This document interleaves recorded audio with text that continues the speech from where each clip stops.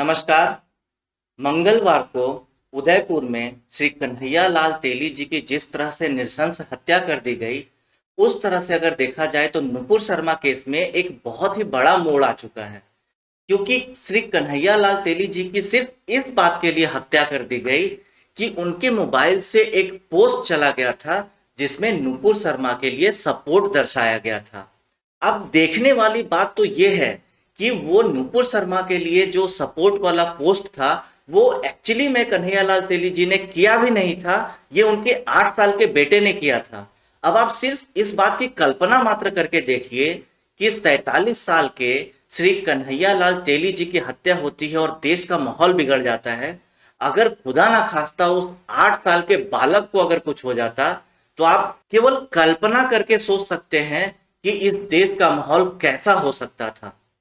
पर यहाँ पे सोचने वाली बात एक और भी है कि क्या प्रॉफेट मोहम्मद के नाम पे किसी का सर धड़ से अलग कर देना वाजिब है? क्या इसको सही ठहराना वाजिब है? और ये भी सोचना जरूरी है कि क्या प्रॉफेट मोहम्मद के नाम पे पहले भी इस तरह से किसी का सर धड़ से अलग किया गया है या फिर किसी की नृशंस हत्या की गई है? तो इसका जवाब आता है हाँ। आज से लगभग 90 साल पहले इस तरह की एक घटना को अंजाम दिया गया था। ये कहानी है ब्रिटिश इंडिया के महाशय राजपाल मल्होत्रा जी की।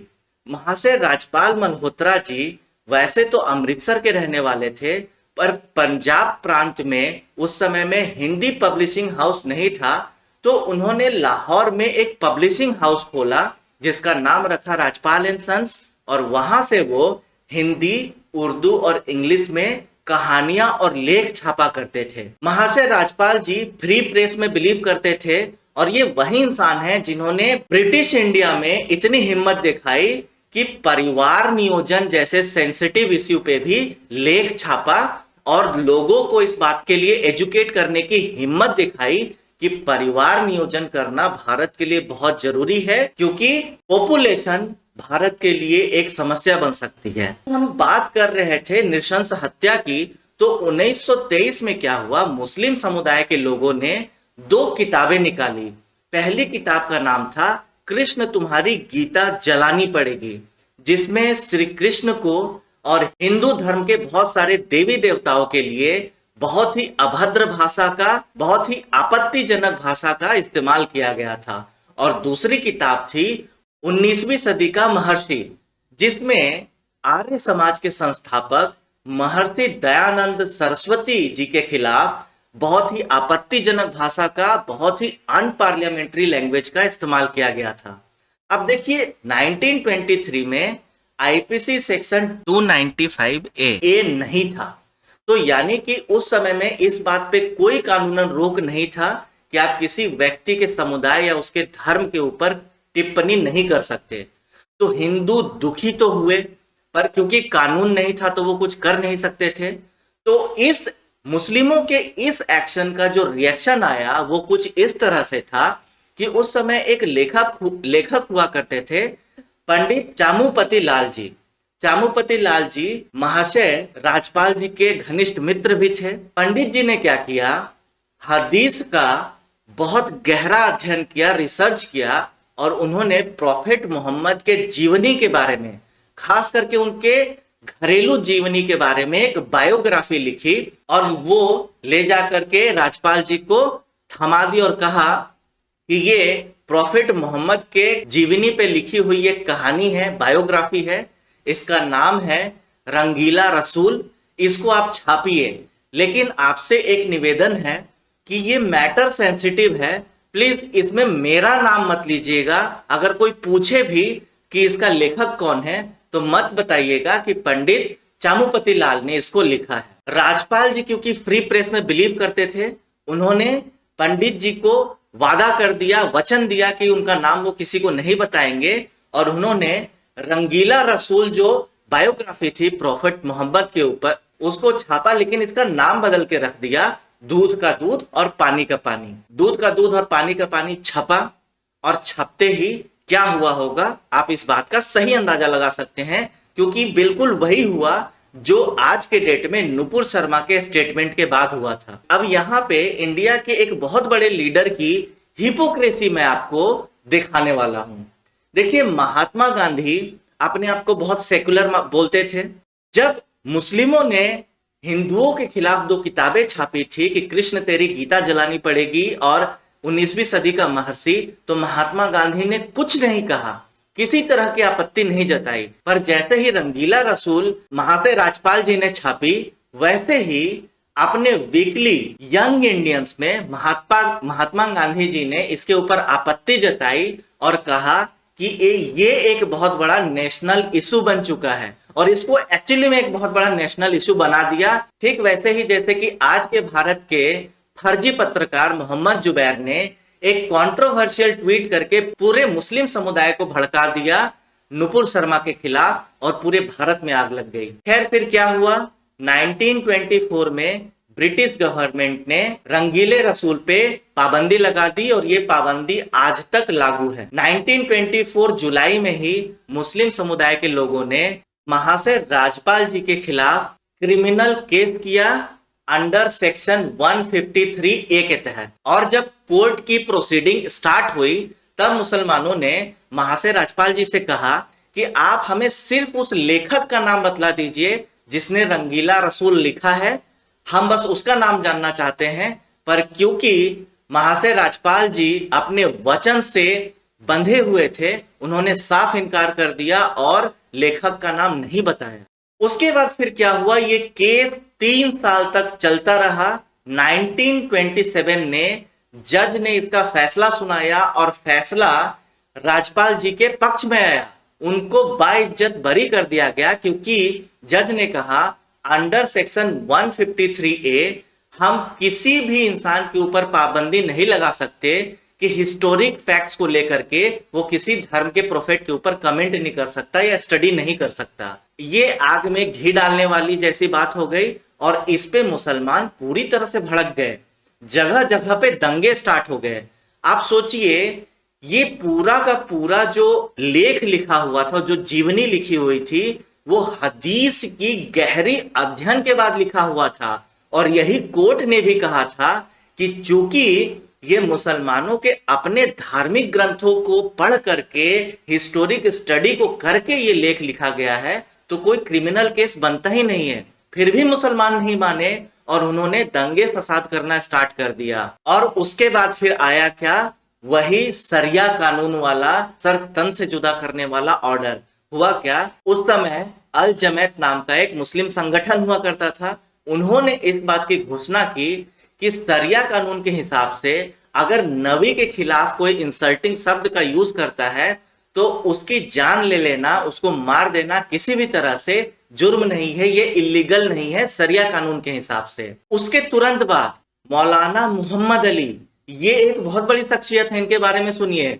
मौलाना मोहम्मद अली जो कि खिलाफत मूवमेंट के लीडर थे और एक ऐसे लीडर थे जिनको महात्मा गांधी हिंदू मुस्लिम एकता का एम्बेसडर माना करते थे। उन्होंने जामा मस्जिद से ये ऐलान किया कि अगर कोर्ट ने अपना ये फैसला नहीं बदला, ठीक है, देखिए वो कानूनी प्रक्रिया में भी दखल दे रहे थे, कोर्ट के ऊपर प्रेशर बना रहे थे कि अगर कोर्ट ने अपना ये फैसला नहीं बदला, उसके बाद मुस्लिम मजबूर हो जाएगा, लाचार हो जाएगा कानून को अपने हाथ में लेने के लिए। इस घोषणा के बाद मुस्लिम इतनी बगावत पे उतर आए कि मोतीलाल नेहरू, जिनको आज भी इंडिया का एक सच्चा सेकुलर नेता माना जाता है, वो भी ये कहने पे और मानने पे मजबूर हो गए कि ये भारत के मुसलमान पागल हो गए हैं। ये मोतीलाल नेहरू जी के अपने शब्द हैं। इन खिलाफती और इन अहमदी मुसलमानों ने लाहौर के इलाकों में घोषणा करवा दी कि कोई भी मुसलमान इकोनॉमिक ट्रांजैक्शन नहीं करेगा, किसी हिंदू से कोई भी लेन देन नहीं करेगा और हिंदुओं का इकोनॉमिक बॉयकॉट करो। अब देखिए, जो महाशय राजपाल जी थे, उनके ऊपर ऑलरेडी एक जानलेवा हमला हो चुका था, लेकिन उसमें वो बच गए।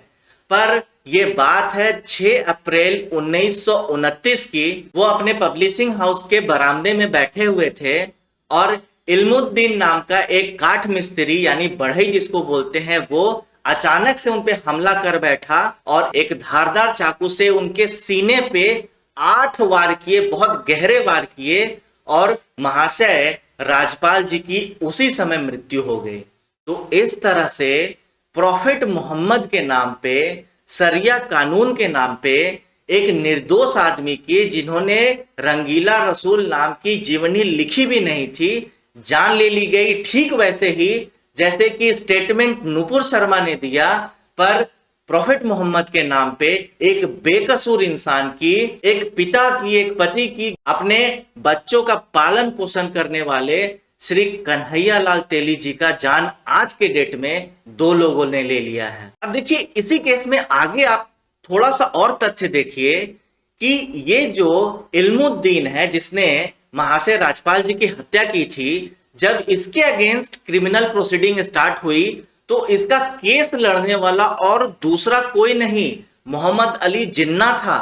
और जब ये मरा था लाहौर में, तो इसकी प्रशंसा करने वाला, इसकी प्रशंसा में इसको बहुत बड़ा मसीहा तक बुलाने वाला इंसान मोहम्मद इकबाल एक ऐसा उर्दू कवि है जिसको आज भी इंडिया के लिबरल्स अपना फेवरेट कवि मानते हैं। बताइए ये हिपोक्रेसी है कि नहीं है? खैर, हिपोक्रेसी यहीं पे रुकता नहीं है। हिपोक्रेसी का तो एक उदाहरण और भी आपके सामने मैं रखने जा रहा हूं कि 2021 अक्टूबर में त्रिपुरा में एक सांप्रदायिक घटना घटी थी। तो राहुल गांधी ने यह ट्वीट किया था और इसमें उन्होंने कहा था कि हमारे मुस्लिम भाइयों के खिलाफ क्रूरता हो रही है, और हिंदू अगर हिंदू होने के नाम पे क्रूरता फैला रहे हैं तो वो हिंदू नहीं, ढोंगी हैं। तो आज के डेट में जब कन्हैया लाल तेली का, एक हिंदू का बर्बरता पूर्वक, बिल्कुल नृशंसता पूर्वक किसी ने हत्या की है, तो ये इस तरह का पोस्ट डाल रहे हैं और बोल रहे हैं कि धर्म के नाम पे बर्बरता बर्दाश्त नहीं की जाएगी। आप किस धर्म के बारे में बात कर रहे हैं? कम से कम इसको तो क्लियर कीजिए राहुल गांधी जी।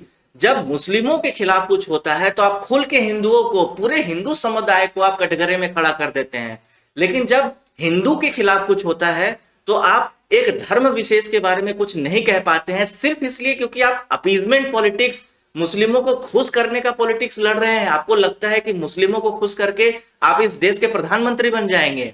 ये हिपोक्रेसी यहीं पे नहीं रुकती। देखिए, ममता बनर्जी जो है वो पश्चिम बंगाल की मुख्यमंत्री हैं, मुखिया हैं।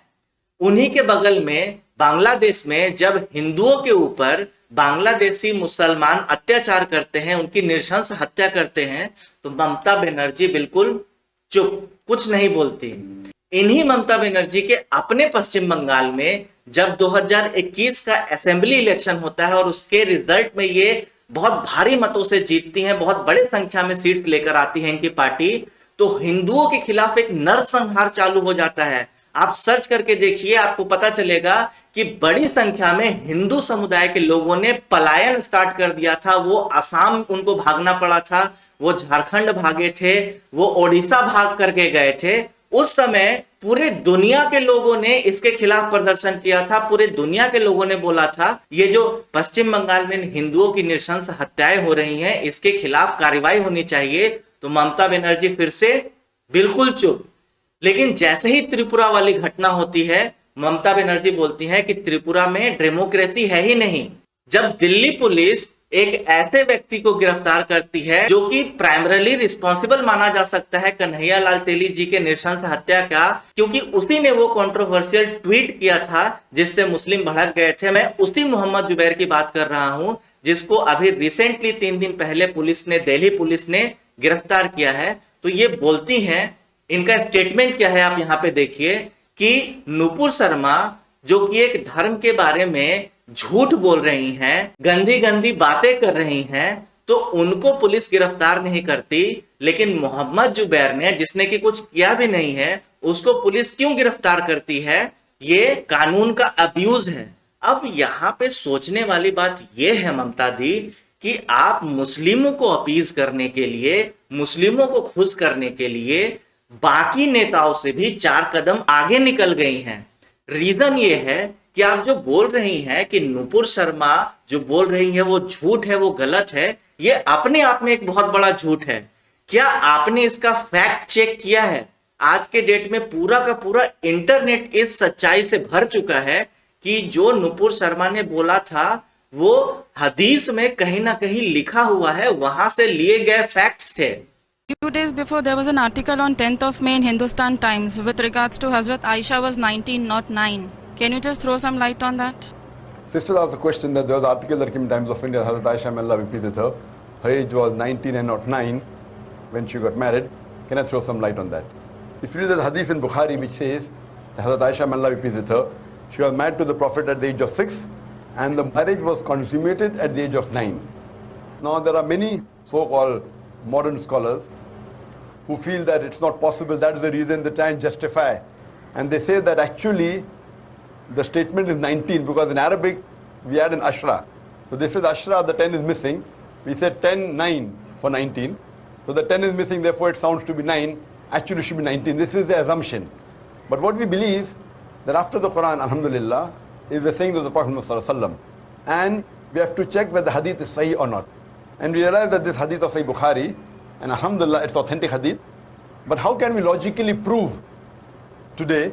Now those scholars, inverted commas, who when they cannot prove logically any part of the Quran and the hadith, they try and say there is some mistake in the assumption and the meaning is different, etc. What we have to realize that first we have to check whether the hadith is authentic or not. If it's authentic, if we cannot prove it logically, we have to feel and we have to understand that the science hasn't advanced so much to try and make us understand that hadith of the verse of the Quran.